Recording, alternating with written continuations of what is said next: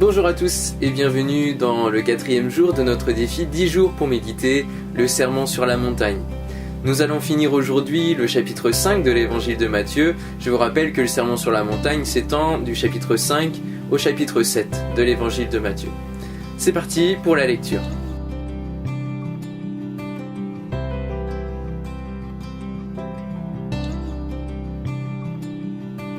Nous lisons ensemble Matthieu 5, verset 33. « Vous avez encore appris ce que l'on disait à nos ancêtres, tu ne manqueras pas à tes promesses, ce que tu as promis avec serment devant le Seigneur, tu l'accompliras. Eh bien moi je vous demande de ne pas faire de serment du tout. Ne dites pas je le jure par le ciel, car le ciel c'est le trône de Dieu. Ou j'en prends la terre à témoin, car elle est le marchepied où Dieu pose ses pieds. Ou encore je le jure par Jérusalem, car elle est la cité du roi suprême.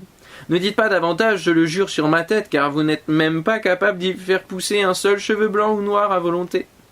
Dites simplement oui, si c'est oui, et non, si c'est non. Tous ces serments qu'on y ajoute viennent du diable. Vous avez appris qu'il a été dit un œil pour un œil, une dent pour une dent. Eh bien moi je vous demande ceci. N'opposez pas de résistance à celui qui vous veut du mal.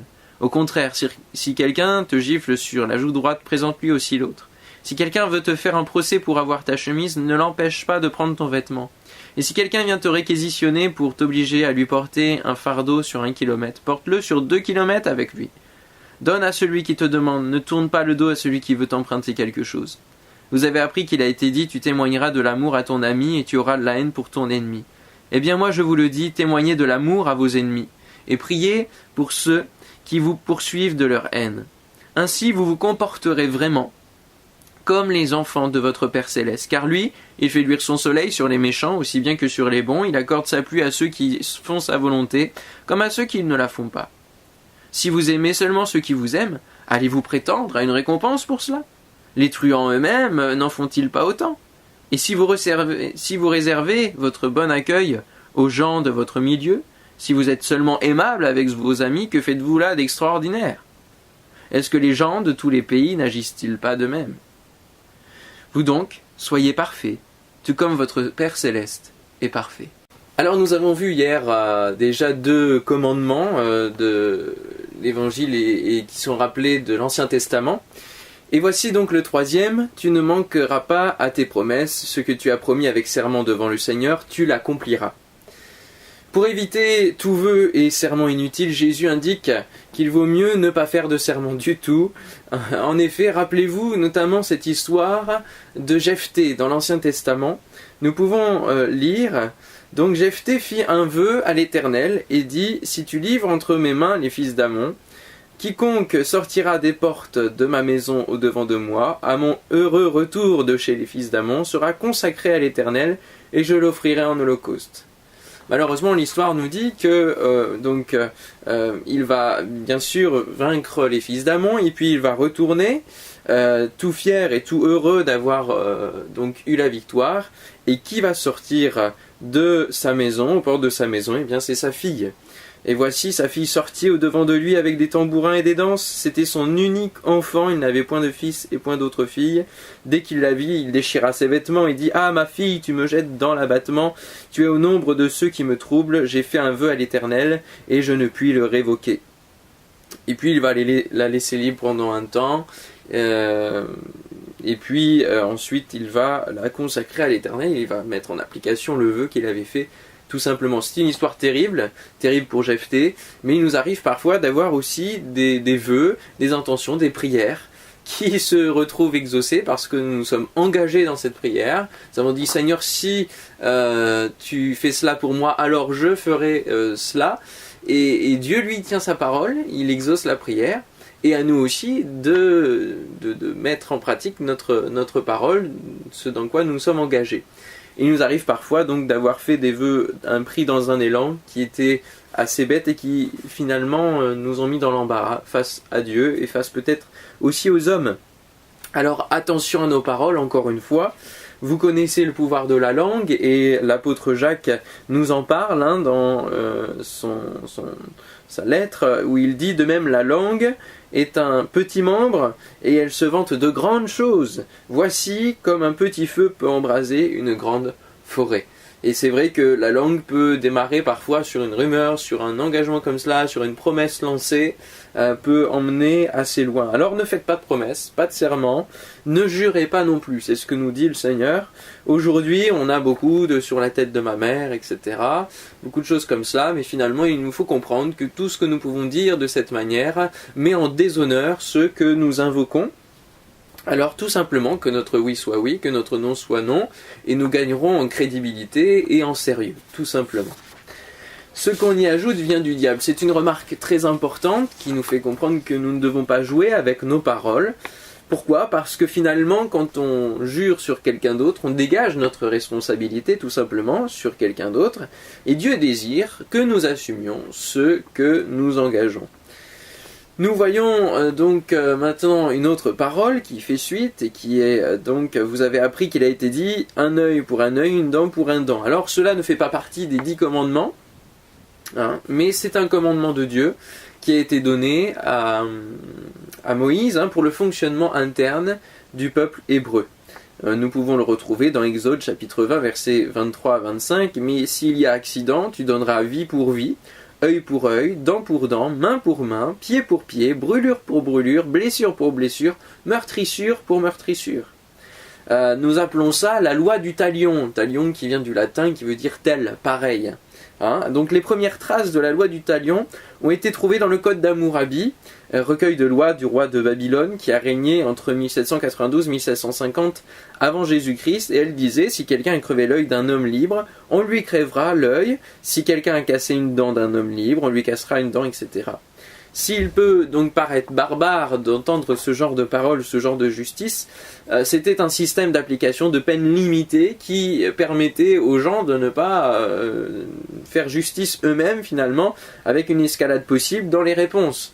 Et donc cela a introduit un début d'ordre dans la société pour comment gérer les conflits, comment régler l'atteinte du prochain.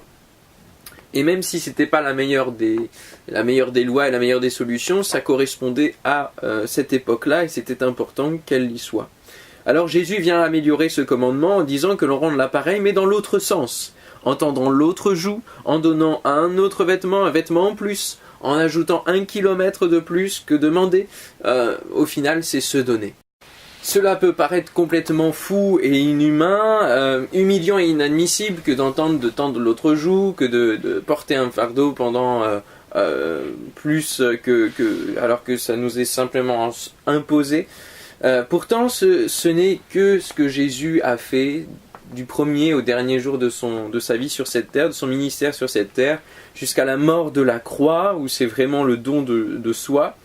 Et alors que les hommes ne voulaient pas de Dieu, refusaient de Dieu, Dieu va quand même envoyer son Fils, être crucifié, va pourvoir un moyen de salut en donnant son Fils. Il aurait pu ne rien faire. C'est quelque chose qui est incompréhensible dans l'entendement humain, jusqu'à ce que nous découvrions et que nous comprenions et que nous recevions l'amour de Dieu dans notre vie. Et dès lors que nous ouvrons finalement nos yeux sur l'amour de Dieu, nous comprenons ce que Jésus dit ici au travers de ce commandement, et nous pouvons le mettre en pratique avec son amour, avec l'amour de Dieu. Et si ce n'est pas par amour pour Dieu et par amour pour le prochain qui nous motive à faire, à tendre l'autre joue, etc., de manière symbolique, ce n'est alors que du lynchage. Et pendant la persécution des chrétiens dans les premiers siècles, nous avons plusieurs récits de martyrs qui sont morts, mais par amour pour Dieu et qui n'avaient pas peur finalement de donner leur vie pour Dieu. L'exemple de Polycarpe, où il est dit, je vous raconte cette histoire, le proconsul lui demanda: es-tu Polycarpe ? Oui, je le suis. Alors aie pitié de tes cheveux blancs, maudis le Christ et tu seras libre. Et la réponse de Polycarpe sera: il y a 86 ans que je le sers et il ne me fait que du bien. Comment pourrais-je le maudire ? Il est mon créateur, mon roi, mon sauveur. Ça, c'est la réponse d'un homme qui est rempli de l'amour de Dieu, qui est rempli de la foi en Dieu, il a des convictions certaines et assurées. Est-ce que nous serions capables de la même chose face à une telle situation ? Il m'est arrivé, par exemple, de prêter de l'argent tout en sachant que la promesse de retour ne serait pas honorée par celui à qui j'ai pu donner l'argent. Bien sûr, il ne s'agit pas de se mettre en difficulté financière non plus, mais il arrive parfois que nous aidions notre prochain, que nous donnions beaucoup, en sachant que nous n'aurons pas forcément de retour. Et ça, c'est le principe même du disciple de Christ. Être disciple de Christ, c'est le suivre dans tous les domaines. Et c'est lui ressembler, c'est vouloir lui ressembler aussi. Et l'apôtre Paul, disant aux Philippiens au chapitre 3 verset 10, dit « Afin de connaître Christ et la puissance de sa résurrection ». Et souvent nous nous arrêtons là. Nous aimons connaître la puissance de la résurrection de Christ dans notre vie, la puissance de vie, qui nous permet d'avancer dans notre vie. Mais l'apôtre Paul précise aussi « et la communion à ses souffrances, en devenant conforme à lui dans sa mort ». Et c'est aussi ça la part du chrétien, que de communier finalement aux souffrances de Christ, et c'est exactement ce que Jésus annonce ici dans Matthieu 5. Alors la dernière parole de l'Ancien Testament qui est remise au goût du jour dans ce chapitre 5, c'est « Vous avez appris qu'il a été dit, tu témoigneras de l'amour à ton ami et tu auras de la haine pour ton ennemi. Eh bien moi je vous dis, témoignez de l'amour à vos ennemis et priez pour ceux qui vous poursuivent de leur haine. » Si vous souhaitez marquer la différence en tant que chrétien, Jésus vous invite à aimer vos ennemis, à prier pour eux dans l'amour.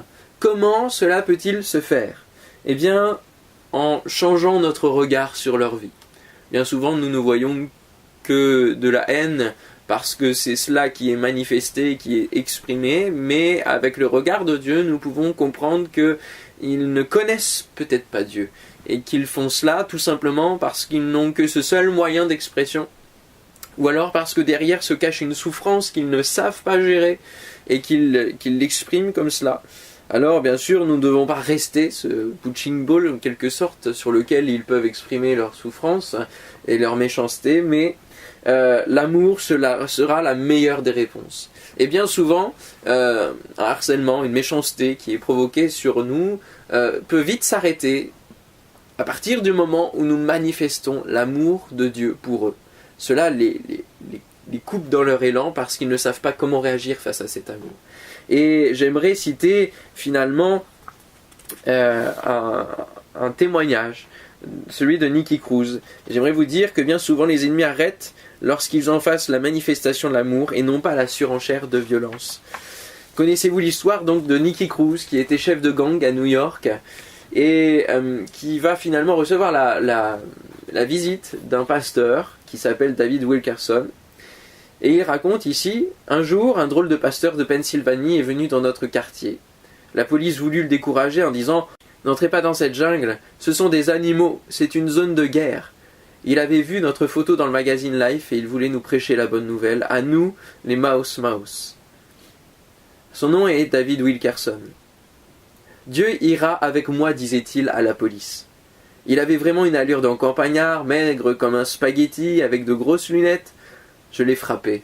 Je lui ai craché à la figure. Je l'ai humilié. Je ne crois pas en Dieu. Et lui, il me disait, Nicky, je suis un pasteur de campagne. J'ai peur. Tu pourrais me tuer. Mais je suis venu te dire que Jésus t'aime. Tu pourrais me couper en morceaux, mais souviens-toi, chaque morceau, tu diras, Jésus t'aime.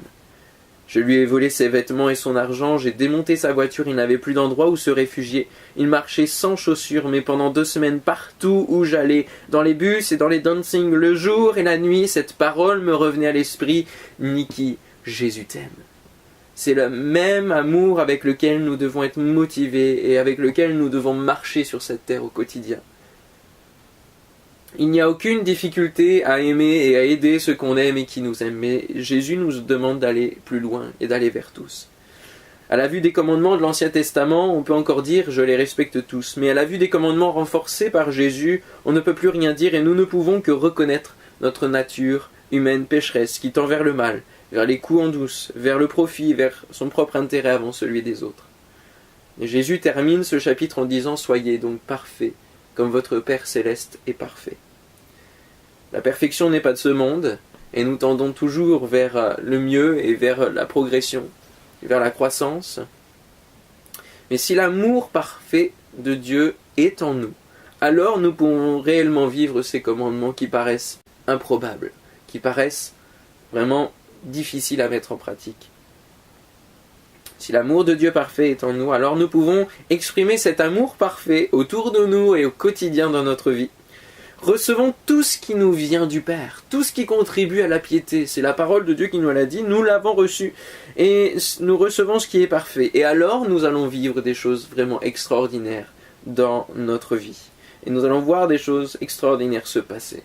Alors on va prier maintenant pour que Dieu puisse nous accorder sa grâce et que nous vivions ses commandements, que nous puissions vraiment atteindre finalement le degré de difficulté que Jésus nous donne, mais qui est possible avec le Seigneur. Ensemble, Seigneur, nous voulons te prier. Ce matin de 4e jour, Seigneur, tu vois les auditeurs qui sont là. Seigneur, je te prie pour que tu puisses nous faire vivre ces commandements que tu nous donnes. Parce que si tu nous les donnes, c'est qu'ils sont possibles à vivre et à réaliser. Seigneur, communique-nous ton amour, Seigneur mon Dieu, pour que notre regard change sur ceux qui nous entourent, sur ceux qui peuvent nous faire du mal. Seigneur, je te prie pour que des expériences fortes, Seigneur, soient vécues par les auditeurs qui sont peut-être harcelés, qui sont peut-être mis à mal par certains. Seigneur mon Dieu, qu'ils aient la force de ton amour et de la réponse de l'amour, afin qu'il y ait des choses extraordinaires qui se passent dans les cœurs. Seigneur, je te prie pour qu'ils aient cette puissance d'intercession et de prière, afin qu'ils puissent voir les choses changer dans leur environnement. Merci Seigneur parce que c'est toi qui agis dans leur vie, parce que c'est toi qui vas faire l'œuvre, alléluia. Oh Seigneur, nous te bénissons et te remercions pour la journée que tu vas donner, où il va se passer des choses extraordinaires par la foi, je veux le proclamer dans le nom de Jésus-Christ. Merci pour ton aide et ton secours. Amen. Amen. Alors on se retrouve dès demain pour le chapitre 6 et nous allons voir les coulisses de la vie chrétienne. À demain, passez une bonne journée.